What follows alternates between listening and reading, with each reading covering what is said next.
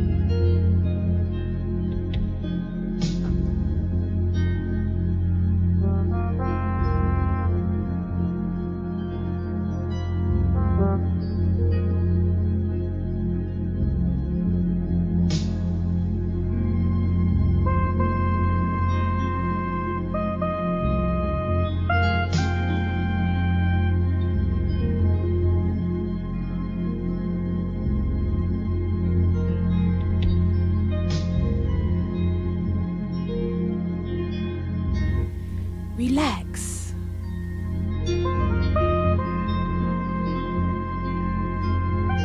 And incline your ears to this message of love. You are a walking miracle. And miracles abound.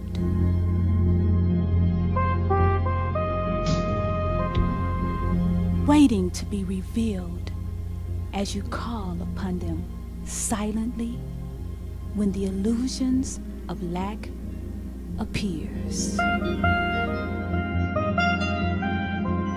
You were created by the Creator of all things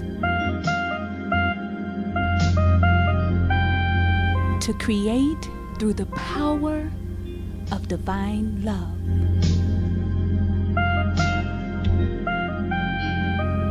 In the image of the Creator, your imagination, thoughts, and visions appear to produce miracles for all your brothers to experience.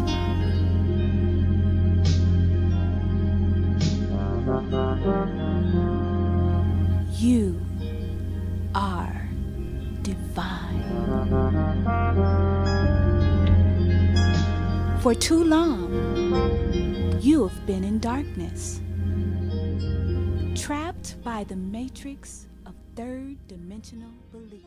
Welcome to the national debut of Memoirs of a Homeless Healer, authored by Detroit's own Versandra Kennebrew. This is a celebration of those of us who have overcome adversity, including homelessness, and triumphed in the face of all adversity. So what I'd like to see, ladies and gentlemen, is if everyone could please take their right hand and embrace your left shoulder, and take your left hand and embrace your right shoulder, and give yourself a nice big hug. You are loved, and Versandra, myself, and all the people here who love her give you an applause for coming and believing. Thank you so much.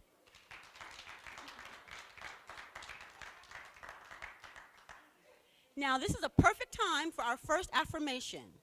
Those of you who have already read this amazing book know that Versandra has affirmations for us all through, because somehow she knew we'd kind of start to falter. So one of her first affirmations goes like this. I'm going to say it first, and then you guys repeat after me, okay? Okay? Okay? It goes, I can be healthy, wealthy, and generous.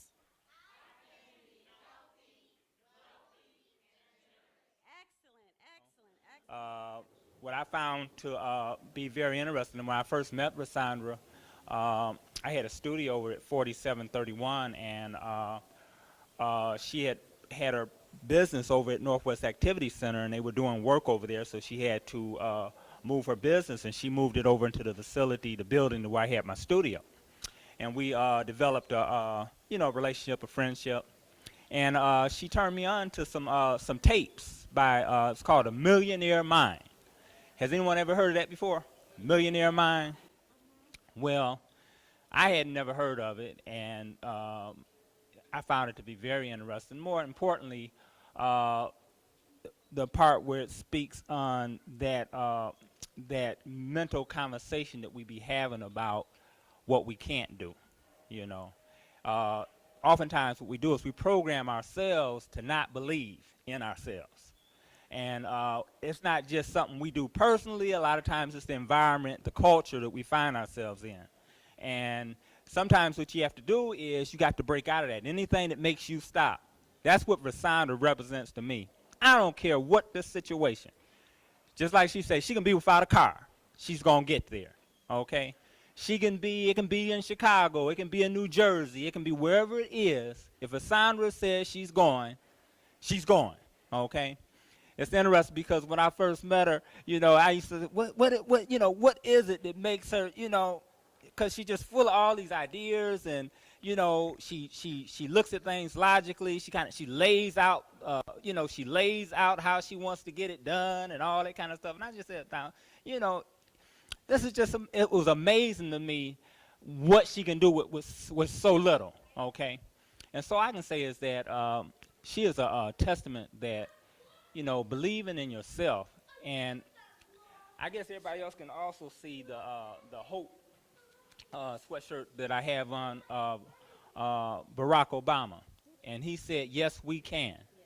And a lot of people, and I was involved in the campaign like before, when he was still dealing with Hillary and everything. A lot of people didn't believe that he could. Okay, I mean, took a whole lot for people to really begin to see the possibilities of what Barack Obama could do, because after all, nobody knew him. He had just, kind of come on the scene, had only been a senator for 2 years, had done some community work, yet he believed that he could be president of the United States, right? And what do we have today?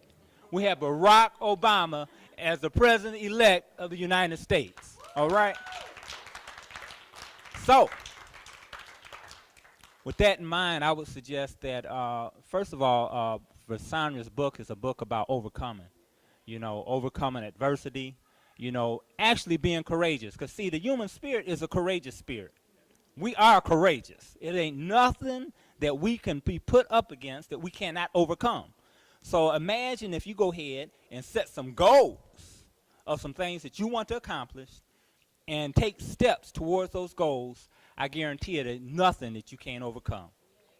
All right, that's about all I want to say. And once again, I'd like to congratulate Versandra on her completion of the book, because once again, she put her mind to it, and she said she's going to get it done, and I'm telling you, she worked on it constantly worked on it until she got it done. And if anybody would like to believe that for some reason it's something that you can't do because somebody told you can't do it, get rid of that mindset. Just throw it away. It's untrue. Okay, you can do anything, and believe that you can do anything that you want to do. In fact, yes, you can. Yes, we can. Yes.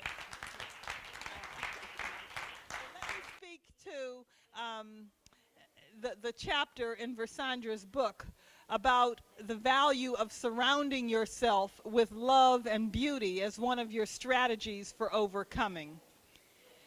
Kia spoke to many of the points that underscore that principle, and it is so important. You know, if you think about it, the human spirit just naturally has within it a dimension of creativity, a dimension that appreciates beauty, a dimension that just resonates in the presence of positive, loving energy.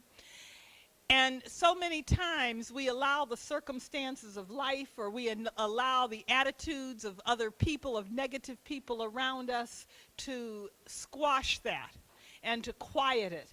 And we find ourselves responding to another part of the human spirit that is more negative. When we look at so many of our children, our young people, when we read so many of the headlines, what we see are expressions of emotion, because we all have a desire to express ourselves, but what we see are just example after example of people who choose to express themselves in a negative way.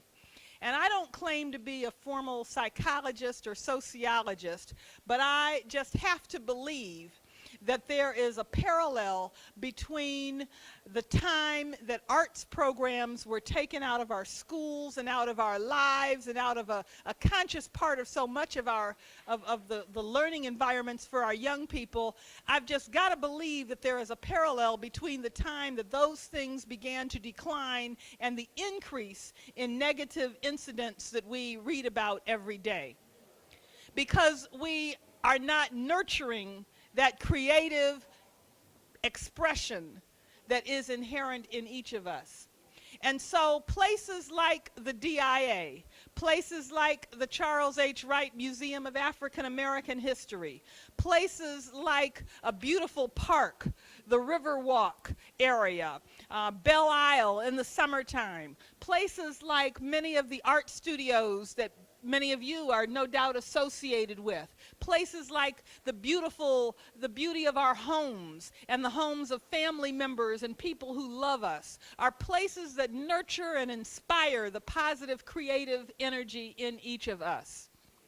And so, you know, I'm mindful students of the scripture might remember the verse that talks about how the heavens declare the glory of God. There's something just inherent in us, in the way that we have been created, that responds and resonates to beauty, to majesty, to power. And a key strategy for adjusting our attitudes, for positioning ourselves for future success, a key strategy for reminding ourselves of who we are, is absolutely this principle that Versandra points to: surrounding yourself with love and beauty. And so I say that to encourage each of you to take a step for yourselves, to take steps with your children, with your family members, to make environments of love and beauty an active and conscious part of the places that you spend time. Make activities such as being selfish, the activities that you can enjoy at the DIA, or being generous, the activities that are part of this great institution, the Museum of African American History. Experience those things together. Take the steps to nurture and inspire that positive, creative energy, and watch the opportunities. Watch yourself become more aware and more positioned to respond to the opportunities that undoubtedly abound around each of you. Congratulations again, Versandra, and best wishes to each of you.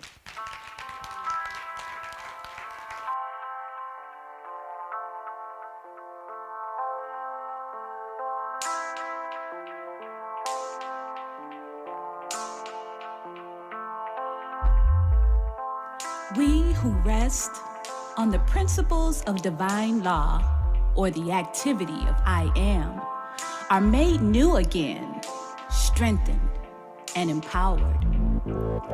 As an eagle with keen sight and supernatural power, we rise up from the ashes, from the illusions of despair and chaos, free from thoughts of material lack and limitation. We run, but we don't lack energy or become tired. We walk, but are never worn out.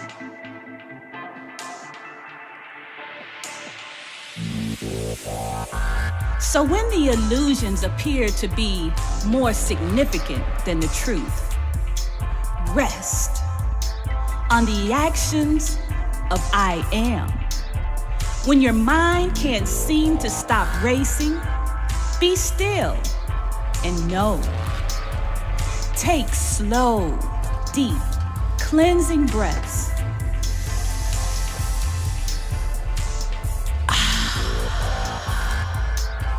Feeling every cell within you with the divine breath of life. Be made new again and again by the infinite wisdom that created everything around you in the beginning. But don't rest too long. Healing and restoration is instantaneous when we believe the spiritual principles of divine law. And the greatest of these is love. Rest in love. Be renewed by love. Be strengthened by love. Rise up in love. See the eyes of love.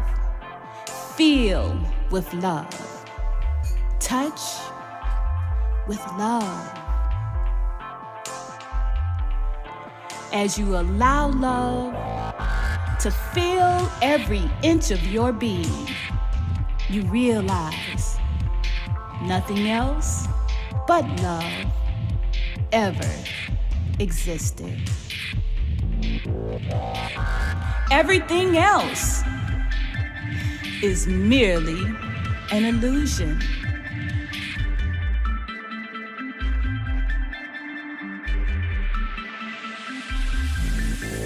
But they that wait upon the Lord shall renew their strength. They shall mount up with wings as eagles. They shall run and not be weary. They shall walk and not faint. Isaiah 40. When you're in despair, you can only think of the negativity, what I don't have. But when you focus your attention on counting your blessings one by one, you see how truly blessed you really are. The next thing was finding a place of refuge. Now, for some people, they think that finding a place of refuge in this book, Thank God for the Shelter, is all about a homeless shelter, but it's not. A place of refuge is your place of safety, a place that will allow you to regroup, re-energize, get that energy that you need to move to the next step. That is so very important, is finding that place of refuge. You can think, you can start putting things on paper, you can begin to journal. Take a journal sheet of paper or a notepad and just write down your thoughts. Figure out how you got to where you are. Reflect on what were the instances, the events that took place to get you to where you are. And then set a plan of action to move to where you want to be. The next thing on the list is resist the urge to overspend. One thing that we do that causes us to be in the shelter is the urge to have something that somebody else has or something that we think that we are supposed to have, but we don't have the money to actually have those things. So you have to resist those urges and say, I'm going to plan for these things. I want to have this in the next 30 days. I want to have this in the next 60 days, next year. And then devise a plan of action as to what you're going to do to generate enough resources to have that thing. That's a gift. That's a treasure. That's something that is not just owed to you. It's something that you have to work hard for and you have to plan for. I thank you guys so much for coming out to learn more about Thank God for the Shelter and how this project is helping so many people in shelters, transitional housing, and even churches all across the country. What we have to do is, at this point, is share the message.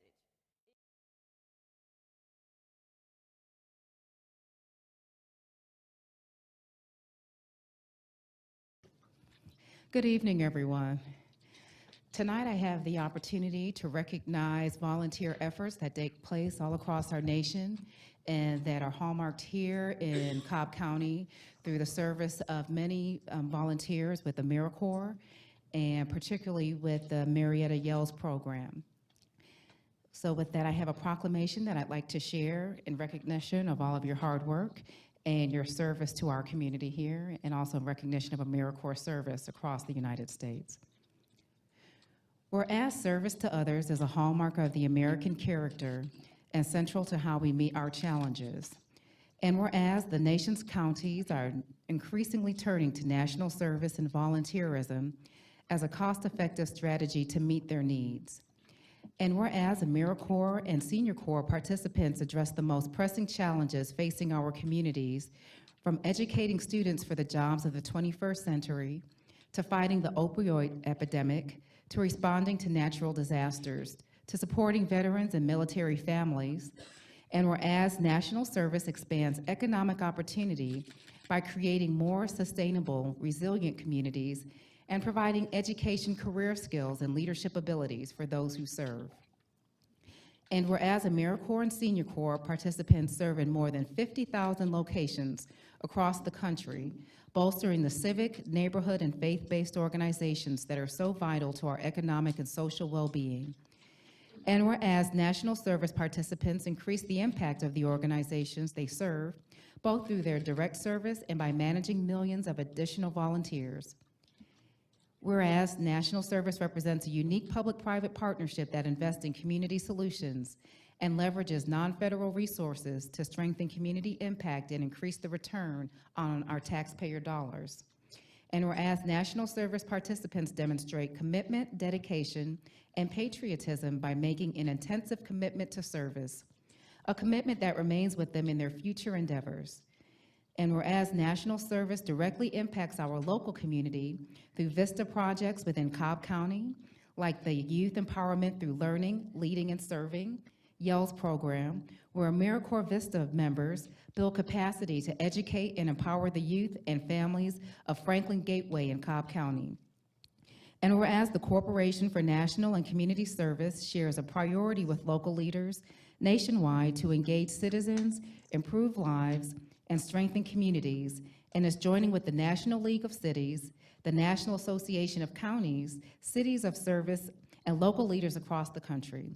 Now, therefore, we, the Cobb County Board of Commissioners, do hereby proclaim April 3rd, 2018 as National Service Recognition Day and encourage residents to recognize the positive impact of national service in our community, and to thank current AmeriCorps Vistas, Andrea Bracey, Versandra Kennebrew, and Christopher Sally, and former AmeriCorps Vista Sandy Mitchell, who serve and find ways to give back to their community at Yells Incorporated.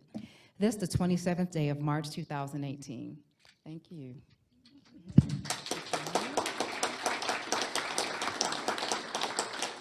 Did anyone want to share any words about Yells or America Vista? Definitely Commissioner Cupid and the rest of the commissioners and esteemed guests here. On behalf of the AmeriCorps Vistas that represent the Yells Youth Empowerment Through Learning, Leading, and Serving, it is our honor to receive this special recognition on this day, and it is our honor to give thousands of our hours, our blood, sweat, and tears, if you will, to our youth of Franklin Gateway. We know that the youth, they are our future.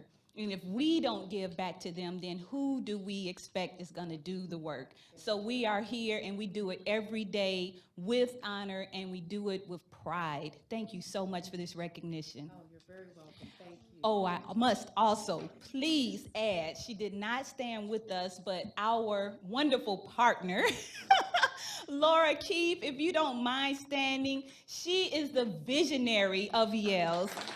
Yes, we definitely honor her as well, and we thank her for her commitment not only to the youth, but for her commitment to our professional development, because we are learning as we serve. So thank you so much, Laura, for all you do for Yells. Thank you. Thank you, Laura, and thank you all of you who are serving the youth out there in the community. I know I've seen you here before, speaking before us on behalf of them, and you guys are doing a great work. Thank you so much. You're welcome.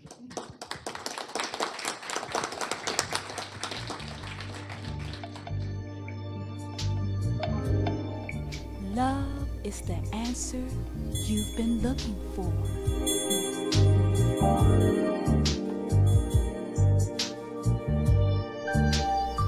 Love is the hero you've been waiting for. Love is the miracle you've been hoping for. Writing your thoughts. And today you can do journaling in so many different ways, because it used to be it had to be on paper. But today you can take your phone and you see there's an area where you can record. You can do audio recordings on your phone, and you can just press that button and you can just talk about your experience for the day. You can talk, as Dr. Marty spoke about earlier, how did that make me feel? What am I experiencing now as a result of what just happened to me? Or what happened in my life, because it's not happened to me. I can get to that in a whole nother story, because it's not about things happening to you.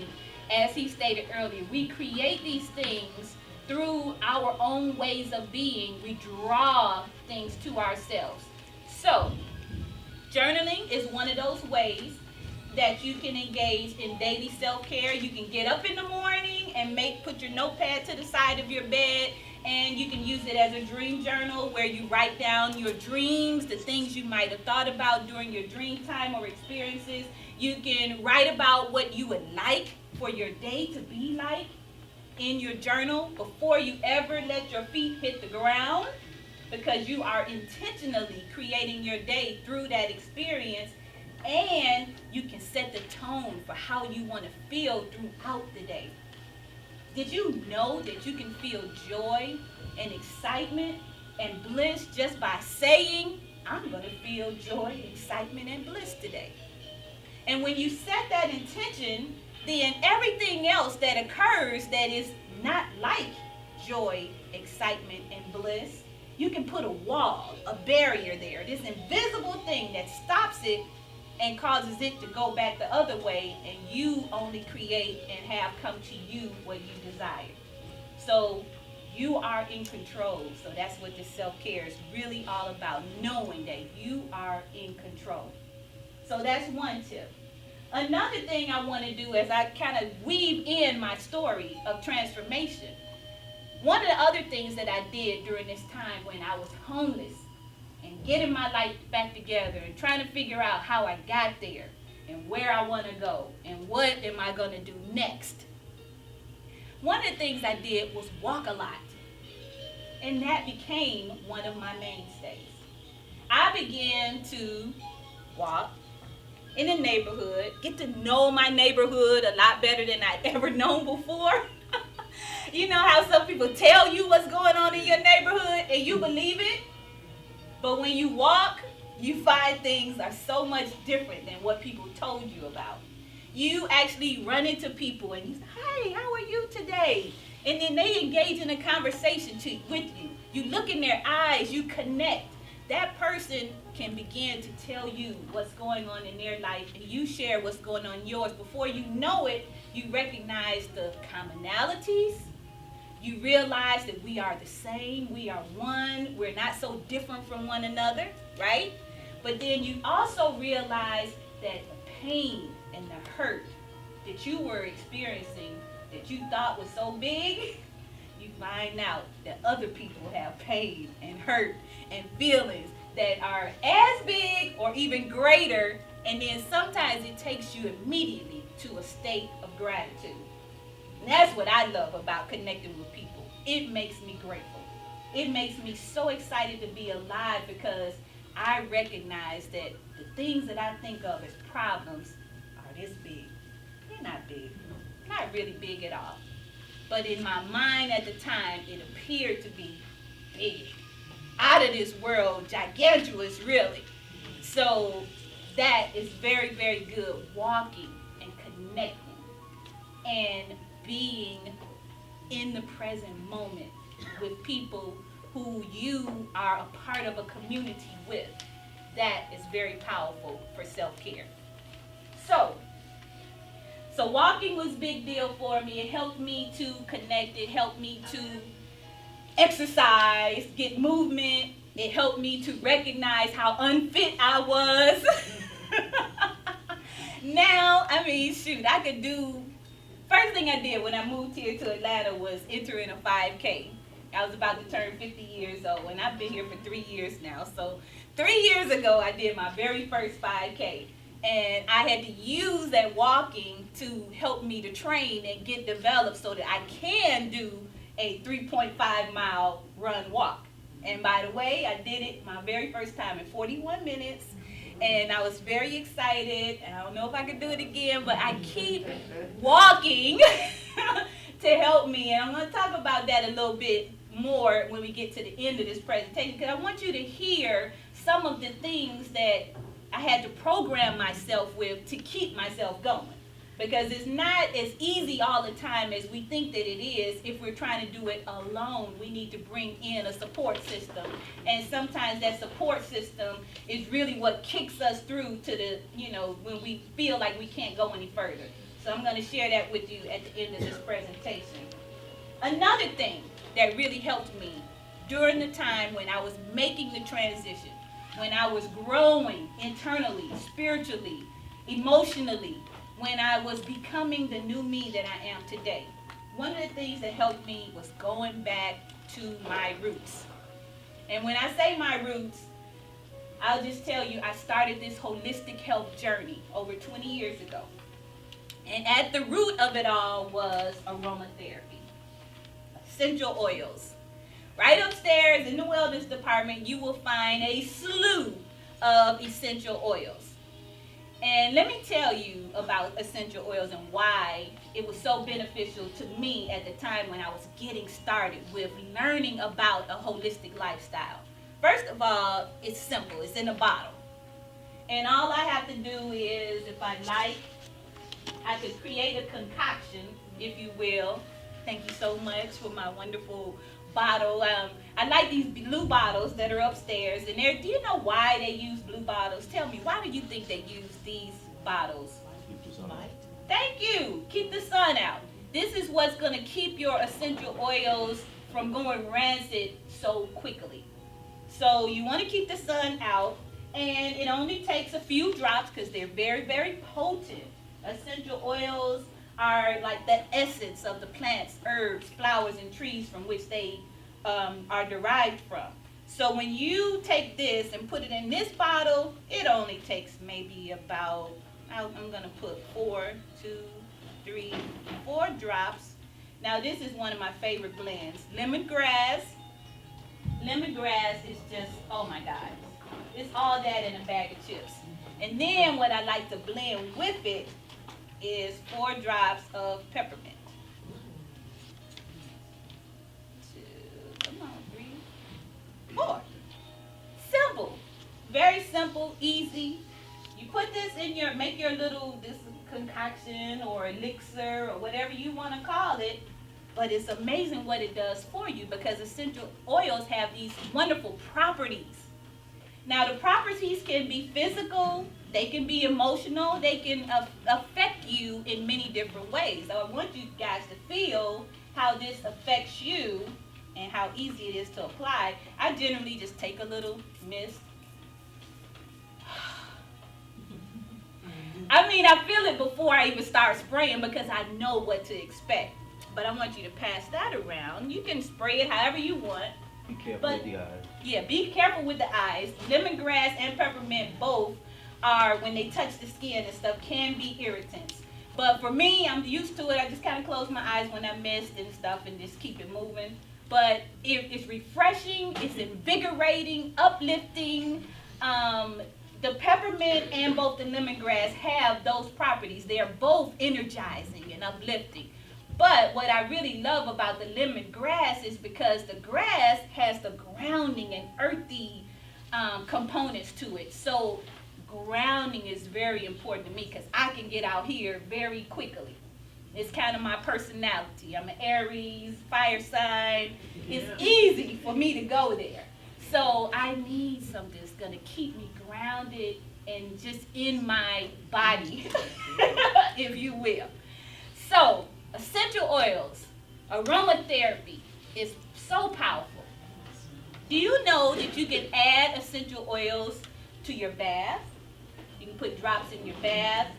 You can add essential oils to your laundry if you want to freshen them and you don't want to use the fragrances that come in some of the not so natural laundry detergents, and you want to add essences to the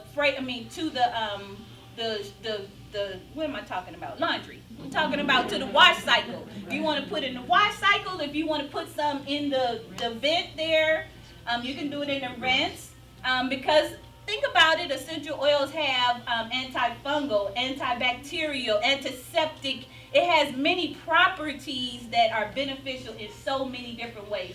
So this is why aromatherapy was such a wonderful lead-in to the holistic health world for me. And I use it every day for my clients as well because I know that it's going to assist them with managing stress, for one. Everybody know about stress, right? Anybody in here got stress? You got stress? No stress? Well, how about this? Anybody in here got a husband? Anybody in here got a wife, children, a job, a business? A life? Thank you very much. If you have any of those things, then you have the capacity to have stress in your life. And stress is not just something that happens when someone else introduces something to you that you don't like. Did you know that your body feels stressed just by going outside if it's cold? If you're coming from a warmer temperature and you step out into a cooler temperature, your body begins to shake and shiver to try to get to a place of homeostasis, right? So that state that is not homeostasis is stress. Because there's something that's imbalanced and it's not going on like it should. So you desire, your body desires, your mind, your spirit desires to be in homeostasis. So that's what you work toward, is getting to that place. But in the meantime, you need some tools. And that's what we're talking about today, is tools. Another thing that's very beneficial. Have you ever wondered why candles are a part of a multi-billion-dollar industry? People use candles in so many different ways. It's unreal. But for the self-care, I want you to think of it like this. This is wax and a wick in a container. And when you add light to it, thank you so much. When you add light to it, a fire, it illuminates, right? So I want you to kind of think of, as you prepare for creating your own me time experiences, think of when you light this as a representation of the light within you. Okay? So when you light your candle and you sit it down, imagine yourself in the light within you that is illuminating. So right now, I want you all to close your eyes.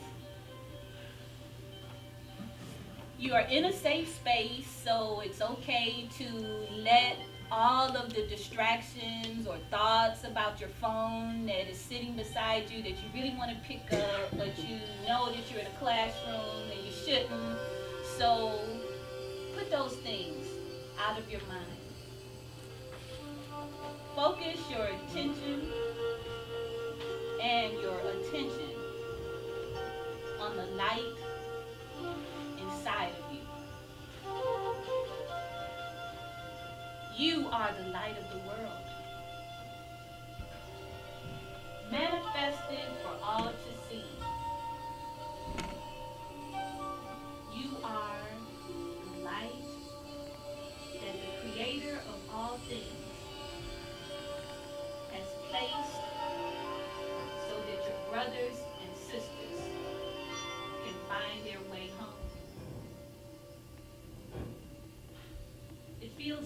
to be a light.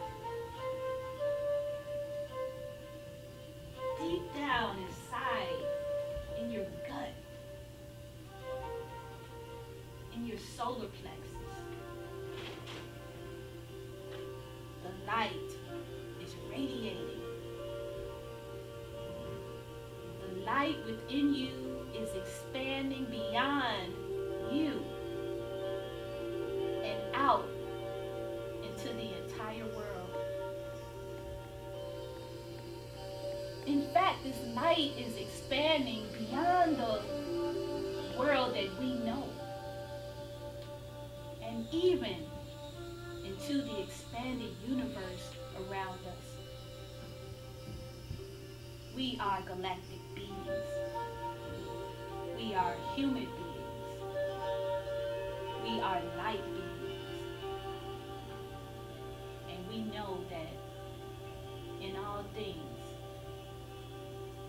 our focused intention should always be to be in the present moment, filled with love, filled with joy, filled with peace and abundance and prosperity will rain down upon us as we know who we are, what we are, and our purpose in this life. Take a deep breath in and blow it out slowly. Take another deep breath in and blow it out slowly. Breathe in again and breathe out.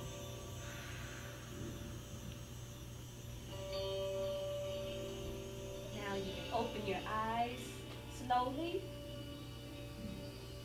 And if you are one of the people who didn't feel confident or safe enough to close your eyes, just know that this is a practice that you can engage in at any given point in time in your own home. You don't have to be around strangers. Stopping, closing your eyes, breathing, and repeating an affirmation of some type is a huge form of self-care. It creates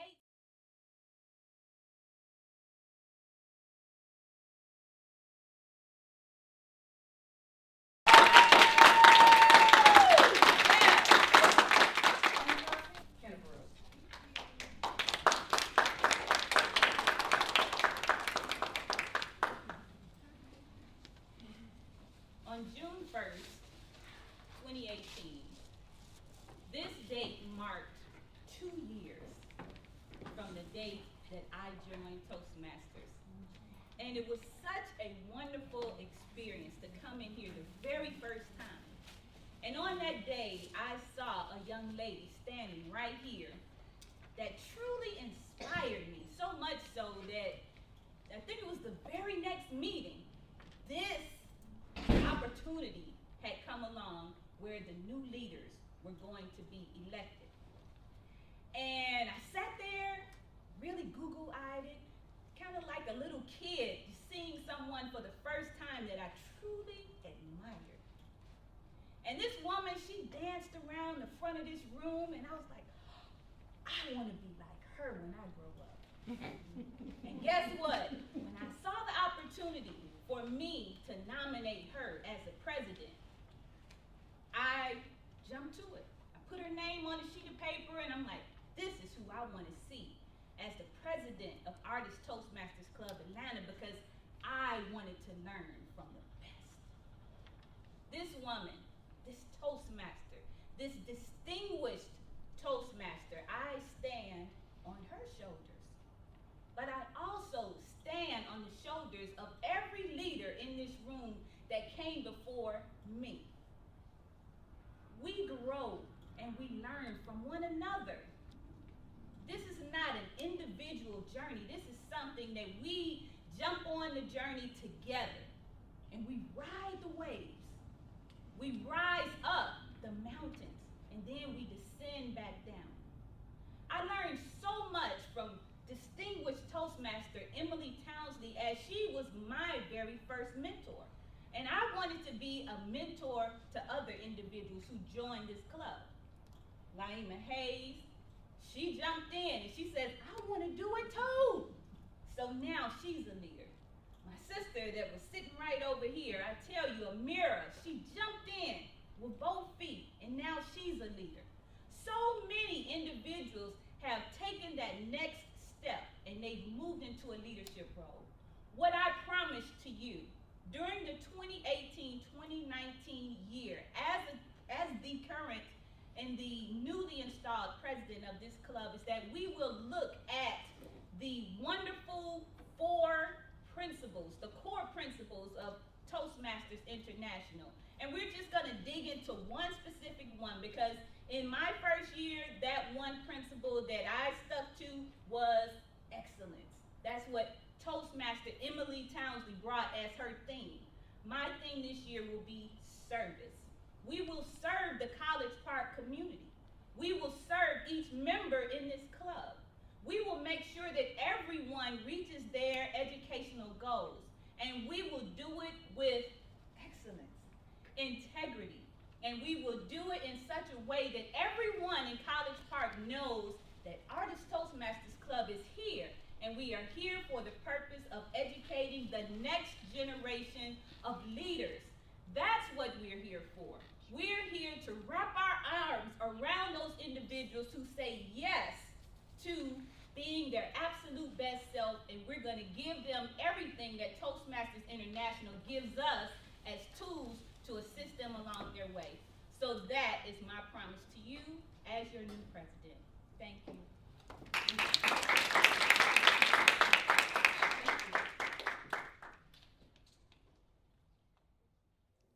My name is Chef Amira Watson. I'm the owner and the chef owner of Intimate Chef of Atlanta. Also the creator of the program Cooking with STEM. We do culinary-based programs to teach children science, technology, engineering, and mathematics. I met Versandra Kennebrew about a year ago at a actual Toastmasters event, which she is now president of, and I am now the vice president of public relations, under her coaching, by the way. One thing that I can really say about her is she has a passion for people. She has a passion for helping you to understand your own passion. Sometimes you don't know what you don't know, and I didn't even know what to ask her, but she saw enough in me and in what I was doing to ask me some questions to help me get more focused about what I actually wanted to do with my business, with my personal life, with my public life, even in marketing. She brought up a lot of different perspectives and concepts in regards to marketing that I didn't think about, obviously, because you don't go to school for things like that. Like, they don't teach that in public school, elementary, middle, high school. You may go to business school, but you have to go to these different things dreaming about what you actually want.